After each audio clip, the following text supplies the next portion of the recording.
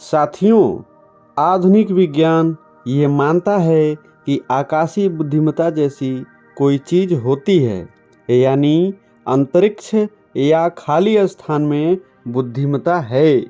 ये बुद्धिमत्ता आपके लिए काम करती है या आपके खिलाफ काम करती है, ये चीज़ आपके जीवन की प्रकृति तय करेगी।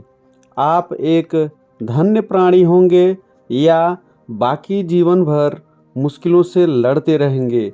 ये बस इस बात पर निर्भर करता है कि आकाशीय बुद्धिमत्ता आपके लिए कैसा बर्ताव करती है। आपने देखा होगा कि बिना किसी कारण के लोग जीवन में परेशान रहते हैं। कभी कुछ लोगों का पूरा जीवन धन्य लगता है। ये बस ऐसे ही नहीं है, इसकी कोई वजह निश्चित रूप से है। साथियों, आप सचेतन में या फिर अनजाने में इस विशाल बुद्धिमत्ता का सहयोग प्राप्त करने में सक्षम हैं। हमारे शरीर में 5 तत्व हैं: क्षिति, जल, पावक, गगन, समीर। क्षिति अर्थात पृथ्वी, जल अर्थात पानी, पावक अर्थात अग्नि या आग, गगन अर्थात आकाश और समीर अर्थात हवा। इन सब में मूल तत्व आकाश ही है। हम यहाँ एक गोल ग्रह पर हैं और यह घूम रहा है। पृथ्वी का घूमना, सौर मंडल की हर चीज को आकाश ने अपने स्थान पर थाम रखा है। आप अपने स्थान पर इसलिए नहीं बैठे हैं कि आपके पास आपका नितंब अर्थात हिप है, बल्कि आप अपनी जगह पर सिर्फ इसलिए बैठे हैं कि आकाश ने आपको थाम रखा है। आकाश ने पृथ्वी को थाम रखा है। इस आकाश ने तो पूरे सौर मंडल को थाम रखा है। आकाश ने ही पूरे ब्रह्मांड को थाम रखा है। और तो और कोई तार नहीं बंधा है, बस यूं ही थाम रखा है। अगर आप ये जानते हैं कि अपने जीवन में आकाश का सहयोग कैसे प्राप्त करना है, तो आपका जीवन धन्य होगा।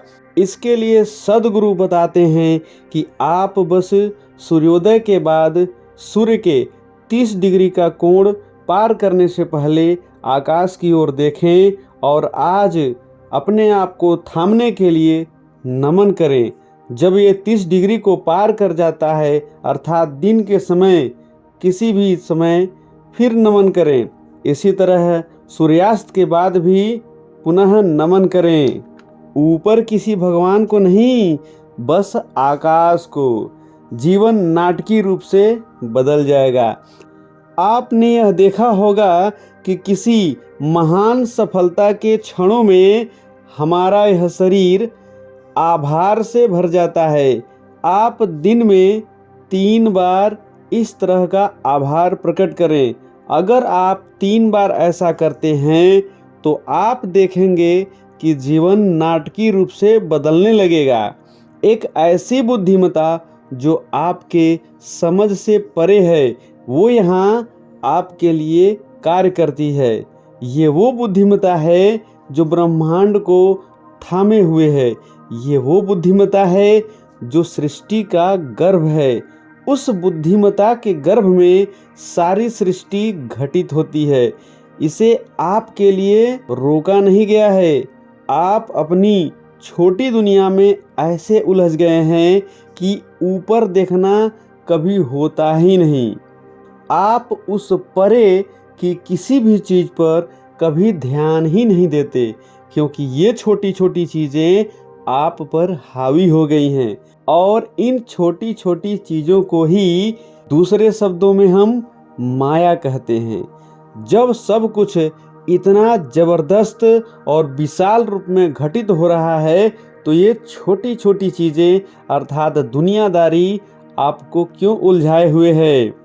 इन सब का होना आज ब्रह्मांड में चमत्कारिक व शानदार ढंग से घटित हो रहा है, लेकिन विचार का एक छोटा सा कीड़ा आपके सिर में घूम रहा है और आपको व्यस्त किए रखता है, यही माया है। आज के वीडियो में बस इतना ही। अगले और बेहतर वीडियो में आपसे फिर मुलाकात होगी। तब तक के लिए आप सभी को धन्यवाद सहित नमस्कार।